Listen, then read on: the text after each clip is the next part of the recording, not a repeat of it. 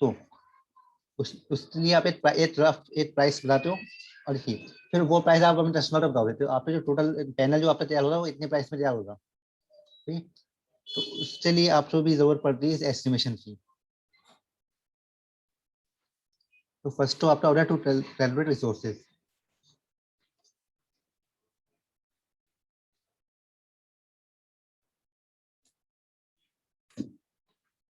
Next आप होता है expected cost.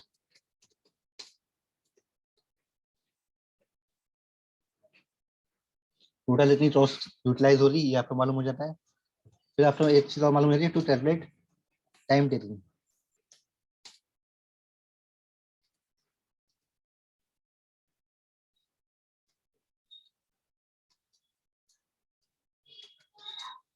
On that particular project.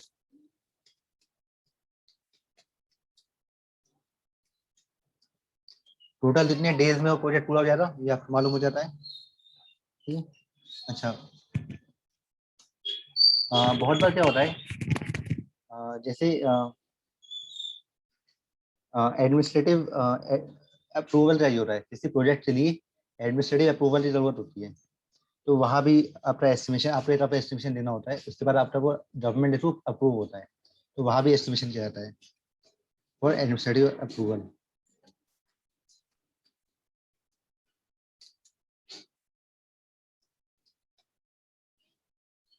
Suppose आप किसी गवर्नमेंट उसमें गवर्नमेंट इंडस्ट्री में आप काम कर रहे हो, तो वहाँ पे सबसे पहले देखिए आपको रिजल्ट कॉन्ट्रैक्ट देना है, तो उसके लिए एक आपका पहले बजट पास होगा। उस बजट के लिए आपको तो पहले एस्टिमेशन बनाना पड़ेगा, थोड़ा इतना कॉस्ट आएगा। वो फिर जब एडमिनिस्ट्रेटिव से पास होगा तो फिर आप उस पर काम कंस्ट्रक्शन स्टार्ट होता है, तो उसमें भी आपकी एस्टिमेशन हेल्प करता है।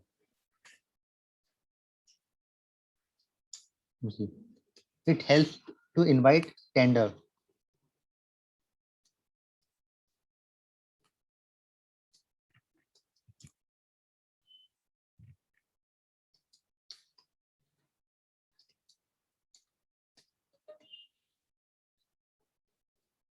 टेंडर क्या होता है इसके बारे में हम डिटेल में जानेंगे अभी, आप लोग में शायद कुछ मालूम भी हो रहा। तो टेंडर क्या होता है ये इनविटेशन होता है। Tender is an invitation to bid for a project. किसी पर्टिकुलर प्रोजेक्ट के लिए बिड लगाई जाती है, कॉन्ट्रैक्टर को इनवाइट किया जाता है। उस कॉन्ट्रैक्टर जिस कॉन्ट्रैक्टर को हमें देना है वो जो सबसे कम बोली लगाता है, सबसे कम बिड लगाता है, उससे वो टेंडर पास किया जाता है। ठीक है, तो सबसे पहले क्या होता है इसको इसलिए भी एस्टिमेशन लगाया जाता है। अगर आप टेंडर निकाल रहे हो, ठीक है, तो डिफरेंट डिफरेंट कॉन्ट्रैक्टर जो होंगे वो सबसे पहले उसका एस्टिमेशन कराएंगे, टोटल हमें जितनी कॉस्ट पड़ेगी। वो कॉस्ट फिर वो देते हैं वहाँ पे, जो पर्टिकुलर जो टेंडर आया हुआ होता है उसमें देते हैं हम इतने कॉस्ट में हम उसे तैयार कर सकते हैं। हर कॉन्ट्रैक्टर की अपनी अपनी कॉस्ट होती है, जो सबसे कम कॉस्ट वाला होता है उसे अप्रूव किया जाता है।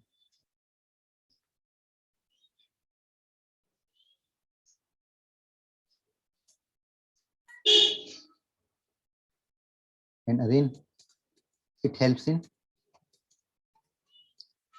Controlling expenditure. अगर आपके पास पहले से पता हो टोटल क्या क्या रिसोर्सेज यूज हो रहे हैं और कितनी उनकी कॉस्ट है, तो आप जो टोटल एक्सपेंडिचर है उसे कंट्रोल कर सकते हो आप। ठीक?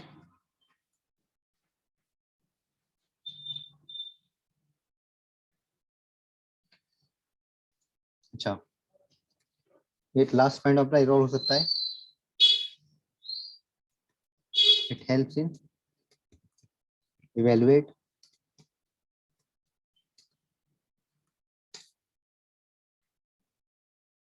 if there is any benefit।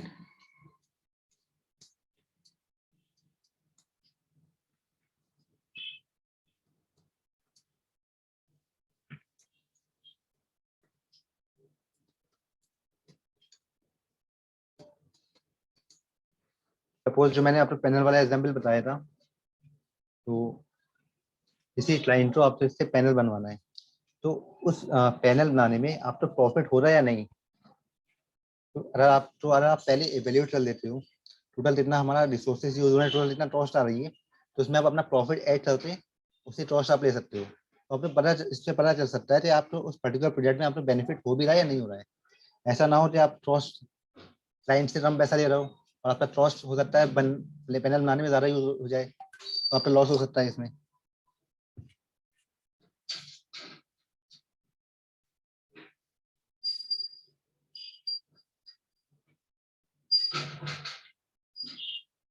Connection में कोई प्रॉब्लम आ रही थी? स्टूडेंट ने एक मैसेज शेयर, कनेक्ट नहीं हो पा रहा है।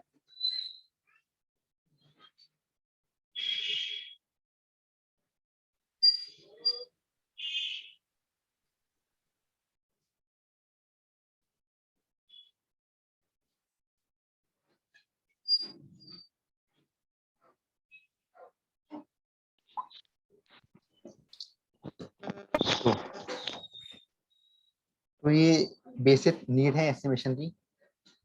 सबसे पहले तो to calculate resources. Hello, good morning sir. Hello sir. बताइए सर सर रिपीट कर दीजिए सर, बड़ी मुश्किल से ज्वाइन हुआ सर, ज्वाइन नहीं हो रहा था। अच्छा अच्छा, देखिए टॉपिक है हमारा estimation and costing. Estimation and costing क्या होता है? It is a technique of calculating various quantities and expected cost on a particular project. जैसे आपका जो पर्टिकुलर प्रोजेक्ट है, जैसे मैंने एग्जांपल लिया था पैनल का एग्जांपल लिया है। आपका एक पैनल है, आप एक पैनल कंपनी में आप जॉब कर रहे हो, ठीक है। अब पैनल कंपनी में क्या होगा, आपके पास बहुत सारे जो क्लाइंट्स होंगे वो आपसे कॉन्टेक्ट करेंगे अपने पैनल बनाने के लिए। अच्छा, पैनल जो प्राइस होता है वो फिक्स नहीं होता है। पैनल तो जो डिजाइन होती है वो मैन्युफैक्चरिंग होती है, वो डिपेंड करती है पर्सन टू पर्सन या लोड टू लोड। जैसे किसी इंडस्ट्री में लोड डिफरेंट हो सकता है, किसी इंडस्ट्री का लोड डिफरेंट हो सकता है। तो या बिल्डिंग में आप इंस्टॉल कर रहे हो वहाँ पे लोड डिफरेंट हो सकता है, ठीक है। तो वो लोड फिक्स नहीं होता है, तो पर्सन टू पर्सन वेरी होता है। तो जब आपसे कोई क्लाइंट आपसे कॉन्टैक्ट करता है तो आप उसे एक्सपेक्टेड प्राइस बताते हो कि आप इतने प्राइस में उसे बना लोगे। यही होता है ना, ऐसा तो नहीं होता कि आप पैनल पहले बनाए थे फिर बाद में आप बताते हो हाँ भाई इतने रुपए हुए। तो जब भी आपको क्लाइंट कॉन्टैक्ट होता है वो अपनी रिक्वायरमेंट बताता है पहले कि हमारा ये इतना इतना लोड है, इस लोड के लिए हमें ये वाला पैनल चाहिए और आप कितने पैसे लो रहे इसके लिए। डिफरेंट डिफरेंट वो भी डिफरेंट डिफरेंट कंपनी से कॉन्टैक्ट होता है, जहाँ उसे सबसे कम प्राइस मिलता है वहाँ पे वो अपना कॉन्ट्रैक्ट देता है। तो उसके लिए आप क्या करोगे, अब आप तो अपनी पेनल्टी कॉस्ट डालनी है। तो वो जो लोड वो बताएगा, उस लोड के अकॉर्डिंग सबसे पहले आप एक रफ ड्राइंग बनाओगे और उस रफ ड्राइंग के बाद आप एक बनाते हो रफ एस्टिमेशन लिस्ट। टोटल जो भी उसमें इक्विपमेंट यूज हो रहे हैं, जितनी भी टोटल एमसीबी यूज हो रही है, जो वायर यूज हो रहे हैं और जो पैनल बॉक्स बन रहा है उस पैनल बॉक्स का क्या रेट है, तो उससे अकॉर्डिंग आप एक एस्टिमेशन लिस्ट बनाते हो। उस एस्टिमेशन लिस्ट में आप उससे प्राइस लिस्ट देते हो, ठीक है। और उसमें तो जो एक्स्ट्रा चार्जेस हो रहे हैं वो भी आप जोड़ते हो, जैसे लेबर चार्जेस हो गया और जो एक्स्ट्रा टैक्स वगैरह होता है वो सब आप उसमें ऐड करते हो और एक एस्टिमेशन लिस्ट आप उससे बनाते हो। और उससे आपको एक फाइनल पता चल जाता है कि उसमें टोटल इतना आपका खर्च आने वाला है पैनल में। तो उसमें आप ना फिर आप एक फिक्स प्राइस उसमें ऐड करते हो और फिर आप कस्टमर को बता देते हो टोटल इतने रुपए में अपना पैनल तैयार हो जाएगा। तो फिर अगर वो पास करता है, मतलब वो अप्रूव करता है, ठीक है, वो आपको कॉन्ट्रैक्ट देता है उस पैनल की, तो फिर उसके बाद आप अपना काम स्टार्ट करते हो। तो पहला जो स्टेप होता है वो होता है एस्टिमेशन एंड कॉस्ट। किसी भी इलेक्ट्रिकल प्रोजेक्ट लिए सबसे पहला जो काम होता है वो होता है एस्टिमेशन एंड कॉस्टिंग। बाकी कंस्ट्रक्शन उसके बाद में होती है, ठीक? तो इससे हमें जरूरत क्यों पड़ी?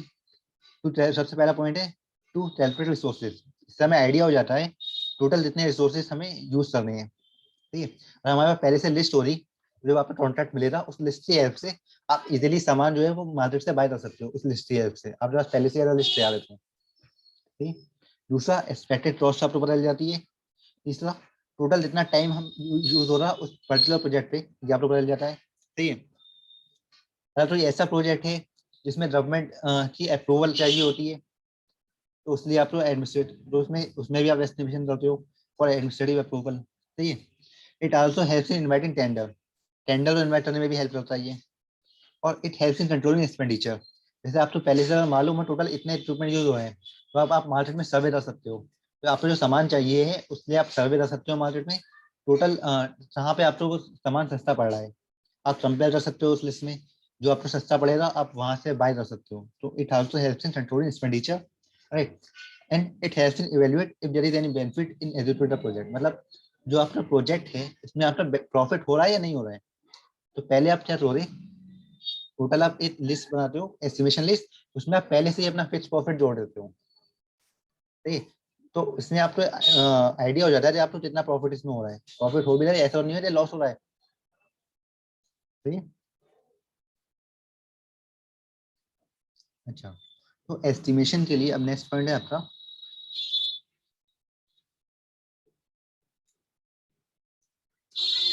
Data required for estimation.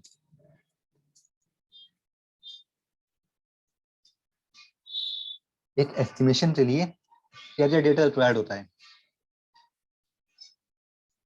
तो सबसे पहले तो ड्राइंग।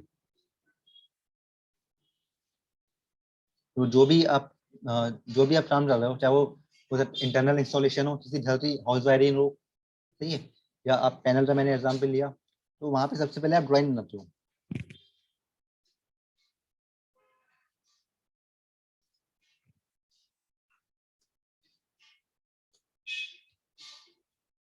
ड्राइंग आप बनाओगे, उसके बाद स्पेसिफिकेशंस। जैसे हमने पैनल वाले एग्जाम्पल में पहले ड्राइंग बनाई थी, उसके बाद हमने क्या दिया था, उसकी रेटिंग हमने फाइंड आउट की थी, कितने एम्पियर की एमसीबी यूज हो रही है, तो वो स्पेसिफिकेशन आप फाइंड आउट करते हो। उसके बाद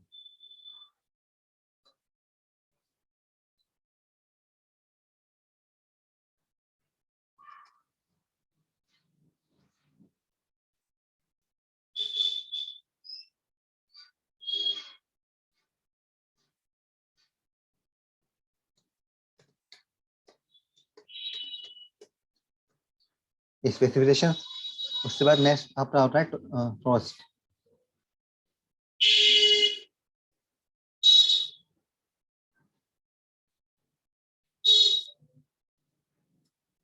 टोटल कितनी कॉस्ट हो रही है, सही है। ये डेटा आपको रिक्वायर्ड होता है एस्टिमेशन के लिए। एस्टिमेशन लिए इन तीन चीजों की जानकारी आपको अरेंज करनी हो रही है। सबसे पहले आप ड्राइंग बना रही, उसके बाद स्पेसिफिकेशन, टोटल जितना भी मटेरियल यूज हो रहा है, स्पेसिफिकेशन और प्लस उसी कॉस्ट, सही है। सर बताइए। सर स्पेसिफिकेशन का मतलब सर? स्पेसिफिकेशन जैसे मैंने बताया आपको, एमसीबी आप यूज कर रहे हो, कितने रेटिंग की एमसीबी यूज कर रहे हो, सही है। जो आप वायर यूज कर रहे हो, कितने कितने एमएम का वायर यूज कर रहे हो, सही है। यस सर, तो ओके स्विच सर, आप यूज कर रहे हो, कितने एम्पियर के स्विच यूज कर रहे हो, ये स्पेसिफिकेशंस हैं।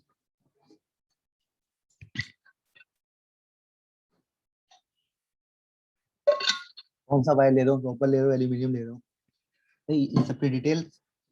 उसके बाद उन सबका प्राइस।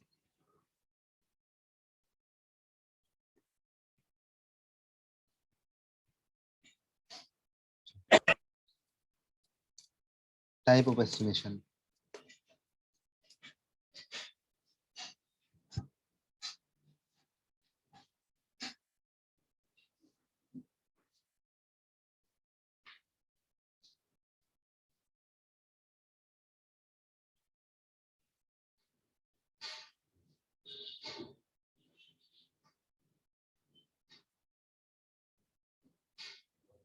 दो टाइप के एस्टिमेशन होते हैं, अप्रोक्सीमेट और डिटेल्ड।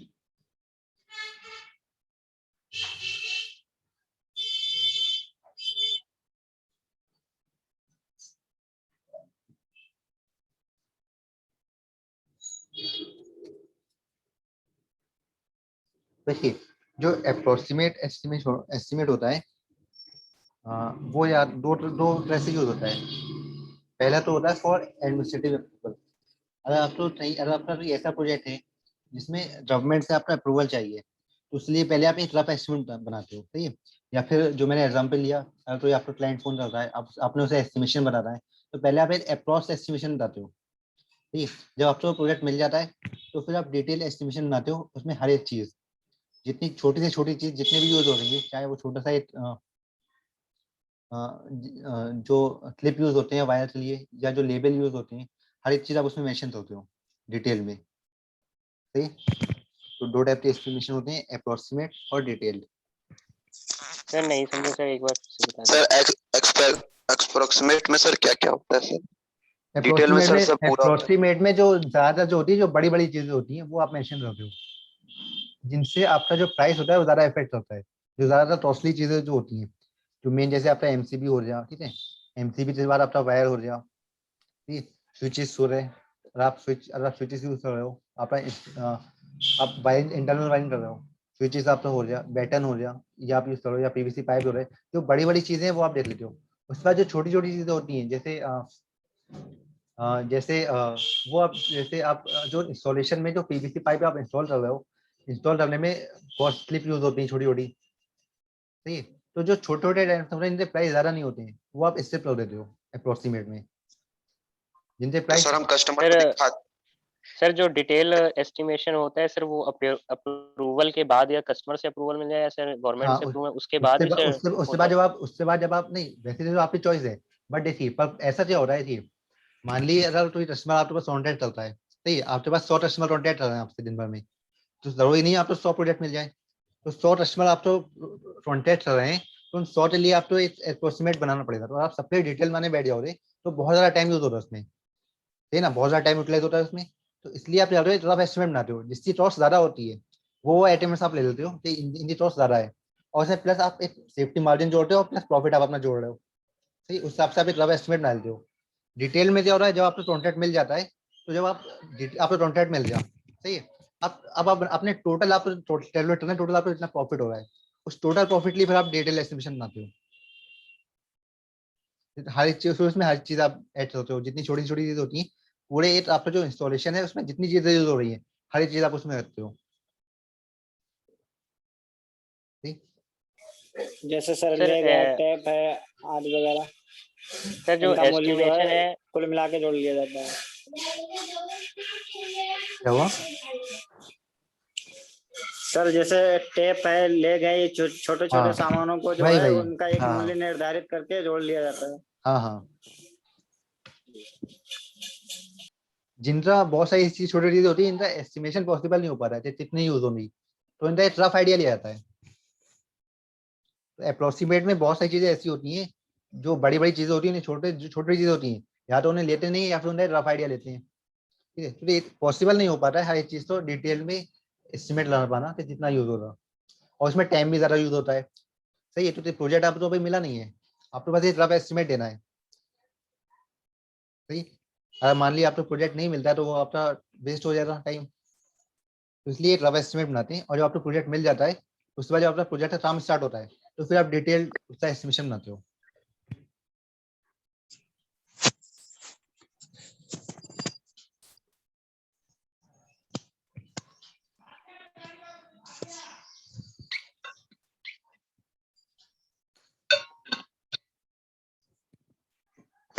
देखिए,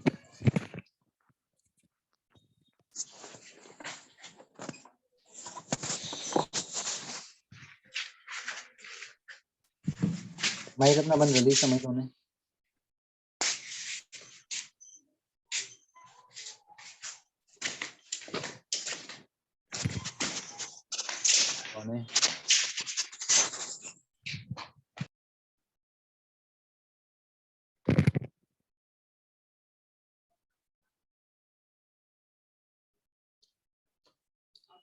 अब देखिए, सबसे पहले जब आप एस्टिमेशन बनाते हो, सही है, तो सबसे पहले आपको प्राइस का बनाना जरूरी होता है। आपको प्राइस पता होना चाहिए मार्केट में जो अवेलेबल जो इक्विपमेंट्स अवेलेबल हैं वो किस प्राइस पे मिल रही हैं। सही है, एमसीबी का एग्जाम्पल ले लेते हैं, पैनल का एग्जाम्पल ले लेते हैं। तो सबसे पहले आपको पता होना चाहिए एमसीबी के प्राइस कैसे हैं। ठीक है, तो इसलिए सबसे पहला जो स्टेप होता है वो होता है मार्केट सर्वे।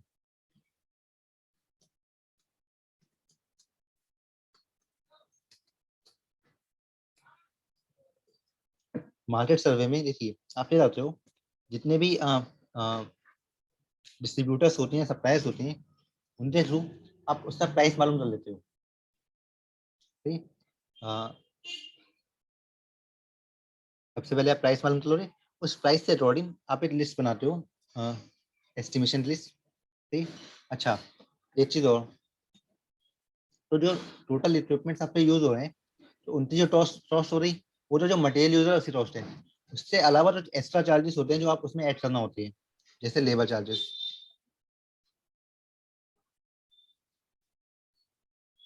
सर ये मार्केट सर्विस में मार्केट सर्वे सर मतलब हाँ, मार्केट में जो भी प्रोडक्ट यूज हो रहा है, अलग अलग डिस्ट्रीब्यूटर से, जितने भी डिस्ट्रीब्यूटर्स मार्केट में अवेलेबल हैं, उन सबसे आप अलग अलग प्राइस आप मालूम कर लेते हो, जितना प्राइस है किसी पर्टिकुलर चीज का, कितना प्राइस आपको वो आपको मिल जाएगा इक्विपमेंट।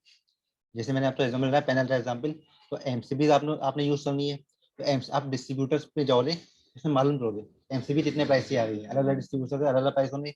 स्नाइडर की जो एमसीबीज होंगी उनके प्राइस डिफरेंट होंगे, सही है। इसके अलावा हैवेल्स की जो एमसीबीज होंगी उसके प्राइस डिफरेंट होंगे। तो आप इस सबसे पहले एक लिस्ट आप तैयार कर लेते हो।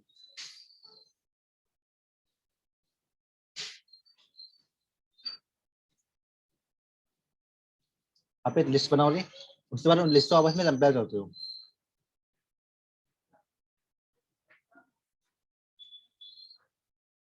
आप एक कंपैरेटिव स्टेटमेंट तैयार करते हो।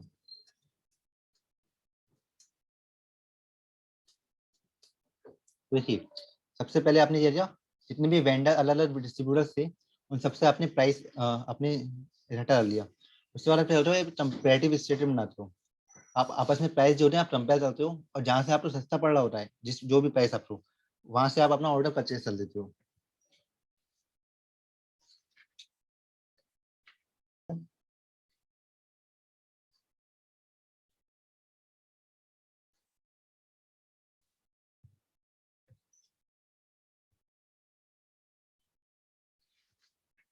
तो जो आप लिस्ट बनाते हैं,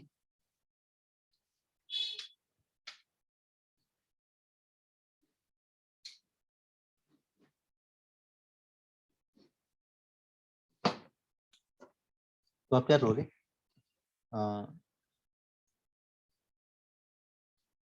इस तरह से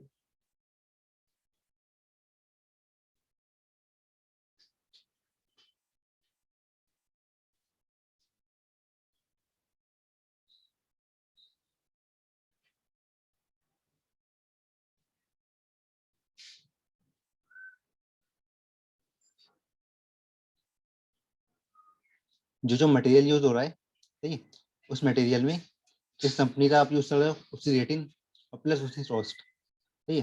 कॉस्ट में आप कई सारे कॉलम यूज कर सकते हो उसकी कंपैरेटिव स्टडी के लिए। डिस्ट्रीब्यूटर 1 जो है आपका, वो कितने कॉस्ट में दे रहा है, डिस्ट्रीब्यूटर 2 कितने कॉस्ट में दे रहा है, उससे आप एनालिसिस कर सकते हो, और जो सबसे कम प्राइस में दे रहा है वहां से आप ऑर्डर कर सकते हो अपना परचेस, सही है। तो ये जो आपका हो गया। अच्छा, ये टोटल जो ये जो प्राइस होती है, ये आपका टोटल मटेरियल का प्राइस है, ठीक। उसके बाद आपको कुछ एक्स्ट्रा उसमें चार्जेस ऐड करने पड़ते हैं, जैसे टैक्स कितना यूज हो रहा है, आपको टैक्स भी देना पड़ेगा, ठीक है। वो टैक्स आप कितना एप्लीकेबल है उसके ऊपर वो आप टैक्स ऐड करते हो, प्लस आप जो टैक्स में ऐड करते हो वो लेबर चार्जेस।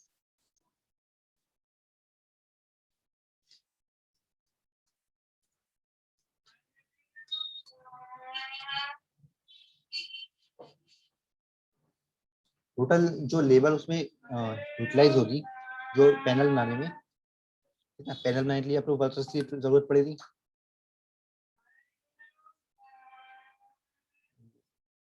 पीडीएफ बुक मैंने भेज दी है, पीडीएफ शायद, हाँ इसका पीडीएफ मैंने भेज दिया है। सर आप चैप्टर वाइज भेजते हैं, एक बार पूरा बुक के हिसाब से भेज दीजिए सर। पूरे बुक में टाइम लगेगा ना भेजने में, उसका पीडीएफ बनाने में भी टाइम लगता है, और जितना जितना मैं मतलब चैप्टर चलता रहता है उस हिसाब से मैं भेजता रहता हूँ। नहीं, हाँ। आपके पास है नहीं क्या सर वो मतलब नहीं पूरी पीडीएफ में मेरे पास PDF? नहीं है, पीडीएफ में मेरे पास नहीं है, वो पीडीएफ मुझे मोबाइल से बनानी पड़ती है। चलिए अच्छा, सर फिर एक देखते कौन हैं से कहीं बुक का पीडीएफ बना के भेजते हैं आप? जो मेरे पास है, मेरे पास एक ही बुक है, इसी से मैं भेजता हूँ। कौन सी? नहीं सर, आप बहुत अच्छी बुक है ये, हम हाँ आप जो भेजते हैं उसमें से देखेंगे बहुत अच्छी है मेरे सर। पास है सर हमको वो एक बार में मिल जाता सही रहता, जैसे आप electrical design chapter drawing wise and भेजते हैं एस्टिमेशन। उसका फोटो कॉपी जय निकलवा दें सर सर। प्रकाशन है Jaiprakash publication. Sir, chapter wise भेजते हैं ना, जयप्रकाश सर। हाँ चैप्टर वाइज भेजते हैं ना सर, अलग अलग रहती है सर, वो एक एक साथ आ जाएगी ना सर, उसका निकलवा लेंगे हम लोग दुकान से फोटो कॉपी। नहीं देखिए ऐसा होता है ना, जो फिर वैसे तो बहुत ज्यादा पेज है, करीब आपकी पूरी बुक है करीब 100 से ऊपर पेज है, 172 पेज है टोटल। चलिए ठीक है सर। हाँ, इसलिए चैप्टर वाइज में भेजता रहता हूँ। सर तीसरा यूनिट चल रहा है, कौन सा ये यूनिट चल रहा है? देखिए आपका यूनिट जो चल रहा है, ये आपका फर्स्ट यूनिट हो रहा है, सेकंड हो रहा है, थर्ड हो गया। उसके बाद फोर्थ यूनिट जो है आपका, 4 और 5, फोर्थ यूनिट आपका ड्राइंग है, और फिफ्थ यूनिट आपका सर ऑटो कैड थ्रू है। तो ये मैंने बोल रहा है, मैं आपको बाद में बताऊंगा। अगर मान ली क्लास ओपन हो जाती है तो क्लास में ज़्यादा बेटर रहेगा, और मुझे लगता नहीं क्लास हो पाएंगी ओपन, क्लासेस आपकी ऑनलाइन ही चलनी है अब। Yes sir. हाँ, तो इसको जैसे जिस वैसे ही हो पाएगा पॉसिबल, तो इस क्लास के बाद जो सब्जेक्ट आपका सिलेबस पूरा हो जाएगा उसके बाद हम नहीं करेंगे, सही। वही आपका 6 यूनिट Yes, चल रहा है, introduction to estimation and costing. Sir इसके ऑब्जेक्टिव क्वेश्चंस कहाँ से मिलेंगे सर? ऑब्जेक्टिव क्वेश्चंस आपके इसमें तो दिए हुए हैं नहीं, तो आपको या तो नेट पे सर्च करना होंगे, नेट पे मैं भी सर्च करता हूँ, अगर मुझे मिलते तो बताऊंगा, या फिर इसका जो होता है मार्केट से आपको मिल जाएंगे। कुछ स्टूडेंट्स ने शायद फाइनल ईयर के स्टूडेंट्स ने खरीदी भी हैं। सर अभी तक सर आए ही नहीं है ऑब्जेक्टिव, नहीं क्योंकि सर उसका ऑब्जेक्टिव कभी होता ही नहीं था, तो अभी नहीं इसी से नहीं, बनाए जाएंगे सर। इलेक्ट्रिकल ड्राइंग के फाइनल ईयर के जो ऑब्जेक्टिव्स हैं वो शायद किसी स्टूडेंट ने खरीदे हैं मार्केट से, तो अब देखना, हो सकता है शायद मिल जाए। ऑब्जेक्टिव में सर 5-6 क्वेश्चन आते थे, अब तो सर इसी से बन जाएंगे ना। वही। हाँ, अब सर आप ऐसे बता पढ़ते सकते रहेंगे, ऐसे पढ़ते रहेंगे, जहाँ से आएगा तो वहां से पता लग जाएगा कौन सा क्वेश्चन बन रहा है। सर आप अपने हिसाब से सर बना के हमारा टेस्ट ले लीजिए सर, वैसे भी सर अच्छा चलिए ठीक प्रैक्टिस भी है, हो जाएगा, पता नहीं सर। अभी मैं काम करूंगा, आपका डिसीजन टेस्ट डिसाइड कर लेते हैं। यस सर, हाँ, वैसे सर चैप्टर प्रैक्टिस हो जाएगा सर, पता नहीं इसमें कैसा आएगा। चैप्टर 1, 2 एंड 3 से। सर अभी मत दो लीजिएगा सर, अभी सर नहीं सर, अभी कुछ फ्राइडे दिन वाले दिन बाद। ही सर ले लीजिएगा, फ्राइडे मतलब वाले मैं दिन। आपको बता दे रहा हूँ, आप तैयारी रखो अपनी। वही 1 अगले वीक, सैटरडे को सर हाँ लेना होगा तो हाँ, लीजिएगा वही सर। नेक्स्ट वीक में रख लेते हैं। हाँ 2 घंटे का यस टाइम सर। भी मिल जाएगा, उसमें हाँ। पता लग जाएगा। Yes sir. चैप्टर 1, 2 और 3 से सारे आपके ऑब्जेक्टिव रहेंगे उसमें। Yes sir. सही है। सर ऐसे सर हमारे पास क्वेश्चन भी कलेक्ट हो जाएंगे सर पेपर के लिए।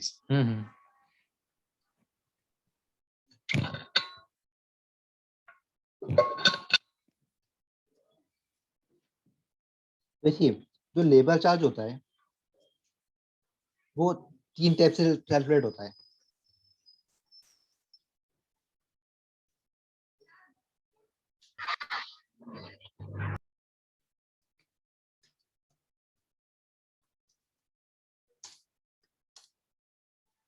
जी, ये जो आपका एस्टिमेशन जो चैप्टर है पूरा, इसमें टोटल हमें क्या क्या पढ़ना है ये मैं आपको बता देता हूँ। सबसे पहले हम इसमें पढ़ेंगे डोमेस्टिक इंस्टॉलेशन के बारे में। घरों में जो वायरिंग होती है, सही है, घरों में जो वायरिंग हो रही है उसकी लाइन हम बनाएंगे, जिस तरह से लाइन उसकी बनाई जाएगी। उसके बाद हम उसकी एक एस्टिमेशन लिस्ट बनाएंगे, टोटल जो मटेरियल उसमें यूज हो रहा है, क्या क्या मटेरियल यूज हो रहा है, क्या बल्ब यूज हो रहे हैं, कितने फैन यूज हो रहे हैं, कौन सा वायर यूज हो रहा है, कितने कौन सी उसकी पीवीसी पाइप यूज हो रहा है, उन सब की कैसे एस्टिमेशन लिस्ट बनानी है, ये हमें इस चैप्टर में पढ़ना है। Plus industrial installation, different different type के जो मोटर्स वगैरह यूज हो रही हैं इंडस्ट्री में, तो उनके लिए किस टाइप का इंस्टॉलेशन हो रहा, किस टाइप से इंस्टॉलेशन हो रहा, उसकी एस्टिमेशन लिस्ट कैसे बनाई जा रही वो।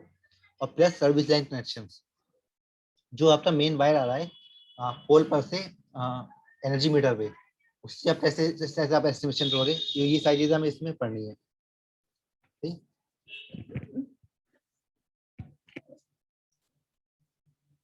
तो थोड़ा बहुत हम इस बारे में बेसिक जान लेते हैं, फिर जब हम स्टार्ट करेंगे अपने एस्टिमेशन लिस्ट जब हम बनाएंगे तो ज्यादा अच्छे से क्लियर हो पाएगा।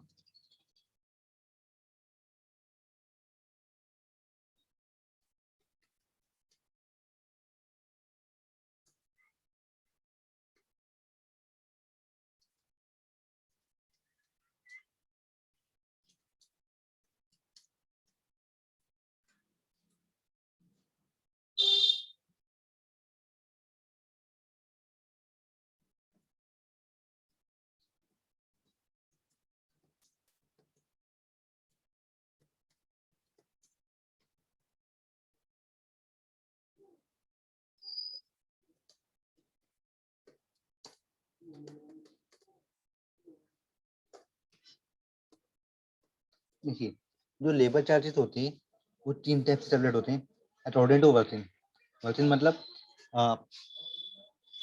पर डे के हिसाब से, पर डे के हिसाब से उनकी जो चार्ज होता है वो फिक्स होता है, सही है। अ, उससे दूसरा दूसरा आप कर सकते हैं अकॉर्डिंग टू यूनिट वर्क, मतलब पैनल वाइज आप डिसाइड कर सकते हो, एक पेनल्टी तो इतनी आप लेबर चार्ज आप दे सकते हो, मतलब दिन भर में जितना काम किया उससे वो नहीं है। दो तरह से होता नहीं, एक बार क्या होते हैं, सपोज देखिए एक दिन में एक पे अकॉर्डिंग टू वर्किंग रखते हैं, तो सपोज अगर एक दिन में आप क्या करते हो उसमें फिर इस तरह से हो सकता है ये। देखिए